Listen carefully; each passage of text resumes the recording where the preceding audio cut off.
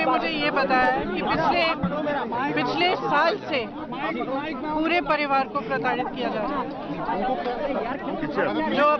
जो अपराधी हैं, आरोपी हैं, घर के अंदर आके उन्होंने इस लड़की के पिताजी को पीटा है, बेरहमी से पीटा है। इतनी सी एक 10 साल की बच्ची है, इतनी सी बच्ची है, उनकी भाभी की बेटी, उनको धमकाया है। छोटी सी बच्ची को धमकाया है कि तुम्हारा स्कूल से हम नाम कटवा लेंगे, तुम यहाँ आने की हिम्मत मत करो, स्कूल जाने की हिम्मत मत करो। पिताजी को पीटा है। जून में उनकी खेती जलाई है। मतलब पूरी तरह से परिवार को प्रताड़ित किया है और उसके बाद ये सब कुछ हुआ। जिस तरह ने पिता ने जो है मुकदमा पहले दर्ज कराया था, जिसमें 2 लोगों को आरोपी बनाया था, जिसमें एक की गिरफ्तारी हुई, एक की नहीं हुई। क्या लगता है जिला प्रशासन पर सरकार के दबाव में नहीं किया? देखिए, ये प्रधान जो है, मैंने सुना है कि ये भाजपा से जुड़े हुए प्रधान है, वो आप लोग पता कर सकते हैं। हो सकता है कि इनकी किसी तरह से रक्षा हो रही है। पहले हमने देखा है कि बड़े बड़े आरोपी रहे हैं, उनकी रक्षा की गई है। अब मैं सिर्फ ये कह सकती हूँ कि देखिए, हर रोज ये मामले हो रहे हैं। जिस तरह का ये मामला है, क्या इसको राजनीतिक मामला न बनाते हुए, राजनीतिक मामला न बनाते हुए प्रशासन को, शासन को ये ध्यान देना पड़ेगा कि ये क्यों हो रहा है, रोज रोज क्यों हो रहा है। क्योंकि आज उत्तर प्रदेश में अपराधी का उसके दिल में कोई भय नहीं है। 1 साल से जो यहाँ आके, इनके घर आके, इनके पिता अंदर घुस के इनके पिताजी को पीट सकते हैं, बच्चों को धमका सकते हैं, इनके खेत जला सकते हैं, महिलाओं को धमका सकते हैं, और फिर उसके बाद ऐसे हादसे होते हैं और इस तरह के अपराध करते हैं। ऑब्वियसली उनके दिल में कोई भय नहीं है। तो शासन और प्रशासन को एकदम इसको सीरियसली लेना पड़ेगा कि उत्तर प्रदेश में ये हालत क्यों है, और कुछ स्टेप्स लेने पड़े होंगे कि ये सब बंद हो। प्रियंका जी, कल ऑपरेशन किया रिपब्लिक ने, उसमें पुलिस वाले क्लीन चिट दे रहे हैं मैम, पुलिस वाले क्लीन चिट दे रहे हैं मैम। देखिए, मुख्यमंत्री जी की जिम्मेदारी जो जिस तरह से उत्तर प्रदेश में अराजकता फैली हुई है, जिस तरह के अपराध रोज रोज महिलाओं पे हो रहे हैं, वो कह रहे हैं कि अपराधियों के लिए उत्तर प्रदेश में जगह नहीं है। मुझे तो लगता है कि उन्होंने जो उत्तर प्रदेश बनाया है उसमें महिलाओं के लिए कहाँ जगह है। अगर महिला इधर से उधर तक अकेली नहीं चल सकती, भय में उसको रहना पड़ रहा है। वो काम के लिए 9 साल की महिला अगर स्कूल जाने से डर रही है क्योंकि उसको धमकाया जा रहा है, तो कैसा प्रदेश बनाया आपने? प्रियंका जी, जिम्मेदारी तो आप। बहुत दुखद खबर कल रात में ही प्राप्त हुई है।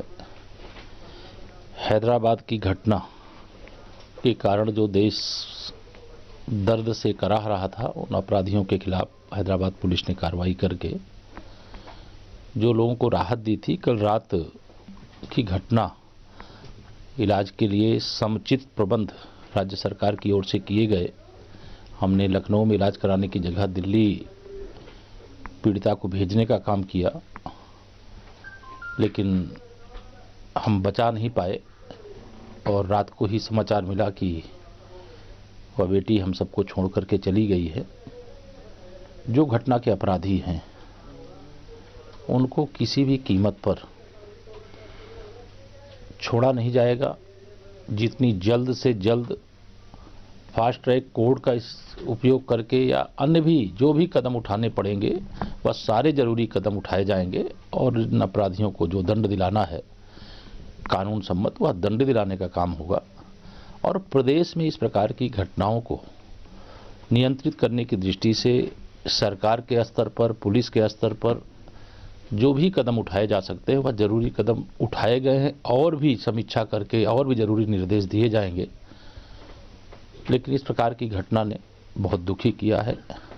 मैं व्यक्तिगत तौर से भी बहुत दुखी हूँ, परिवार की वेदना समझ सकता हूँ।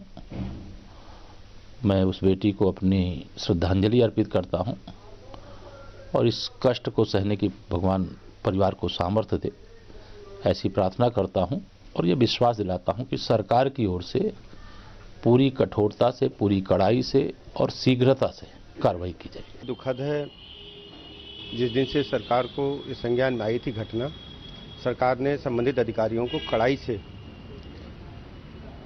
पेश आने के लिए कहा था। अभियुक्तों की तत्काल गिरफ्तारी हुई थी। पीड़िता को उत्तर प्रदेश सरकार ने अपने खर्चे पर दिल्ली भेजा। जो भी बेहतर से बेहतर हो सकता था उसके लिए इंतजामात किए, लेकिन बहुत ही दुखद आज दिन है कि पीड़िता आज हमारे बीच में नहीं है।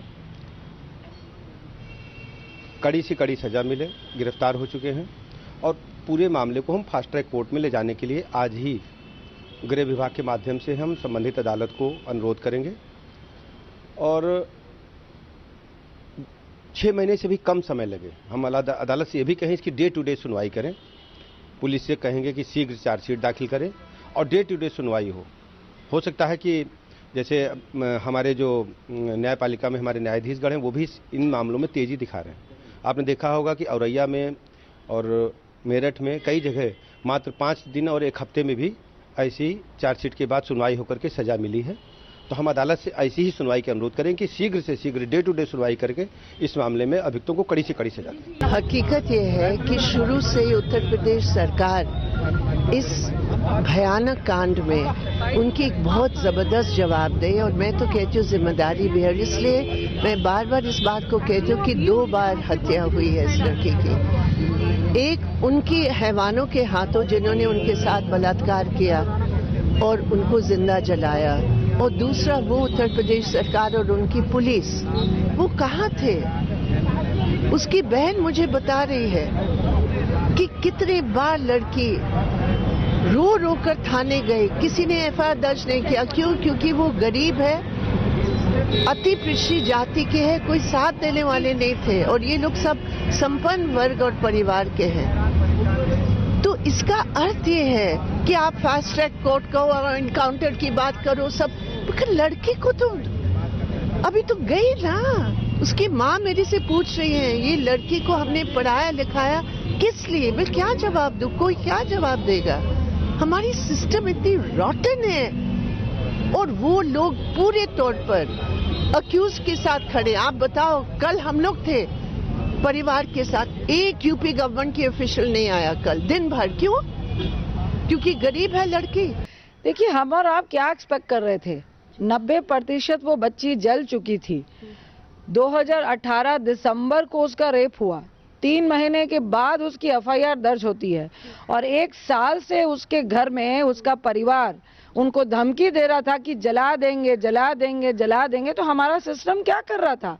हम क्या उम्मीद रख सकते हैं कि वो धमकी दे रहा था और जैसे ही उसकी चार्जशीट कमजोर करके उसको बेल मिली, वो बाहर आया और उसने उसकी धमकी को प्रैक्टिकल दिखाया और लड़की को पूरा मारने की कोशिश की, पर अनफॉर्चुनेट लड़की कुछ दिन के बाद मरी, लेकिन उसने तो उसी दिन उसको मार दिया था। तो इस सिस्टम से मैं तो कहूंगी कि सिस्टम से पूछना चाहिए कि उसकी चार्जशीट कैसे इतनी वीक थी। वो 1 साल से धमकी दे रहे थे तो वहां की पुलिस क्या कर रही थी? सिर्फ उन्नाव में 11 महीने में 90 रेप हो चुके हैं। तो क्या वहां पे पुलिस के ठेकेदारों ने, सरकार के ठेकेदारों ने क्या रेपों का ठेका लिया हुआ था क्या? तो मुझे लगता है आज वो बच्ची जो मरने से पहले कह के गई है कि मैं जीना चाहती थी और उनको फांसी होनी चाहिए, अब तो क्या सरकार और हमारा प्रशासन, हमारा लॉ, क्या अब 48 घंटे के अंदर उन अपराधियों को फांसी की सजा देने जा रहा है कि नहीं? ये प्रश्न अब जनता के बीच में है।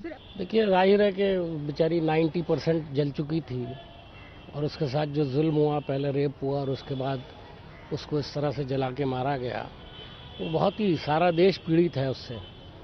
और मैं ये समझता हूँ कि जल्द से जल्द उसको इंसाफ मिलना चाहिए। बुनियादी बात ये है। उसका बाप कह रहा है कि योगी जी से अपील कर रहा है कि जैसे हैदराबाद में हुआ ऐसा वहाँ भी उसको गोली मारी जाए। तो मैं ये समझता हूँ कि ये उसके जज्बात हैं, लेकिन कानून को अपना काम करना चाहिए और बहुत सख्ती के साथ काम करना चाहिए। ऐसे लोगों को बख्शना नहीं चाहिए और ज़्यादा दिन जेल में नहीं रखने की ज़रूरत है, बल्कि इनका फैसला जल्दी से जल्दी होना चाहिए। कोई मर्सी पिटिशन की ऑप्शन नहीं होनी चाहिए। Probably today I feel ashamed. I've always felt proud of my own self and as an Indian, but today I feel ashamed that I'm an Indian because अगर हम एक बच्ची को नहीं बचा पाते, पहले उसके साथ रेप होता है, उसके बाद उसको जला के मार दिया जाता है, जो वो बच्ची लास्ट मोमेंट तक ये कहती गई कि मुझे बचा लो। So I think all of us should take this responsibility. All of us as Indians this responsibility across party lines, across everything.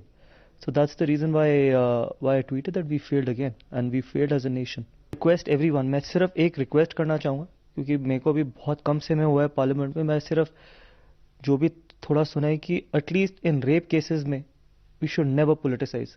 Whether it is BJP, Congress, any political party, we should not politicize this matter. ये किसी की जिंदगी का सवाल है, किसी के mindset का सवाल है. आप जिन बच्चियों के साथ ये होता है, आप उनका माइंडसेट, उनके परिवार की हालत सोचिए, तो इसको पोलिटिसाइज करने से कुछ भी नहीं मिलेगा. I think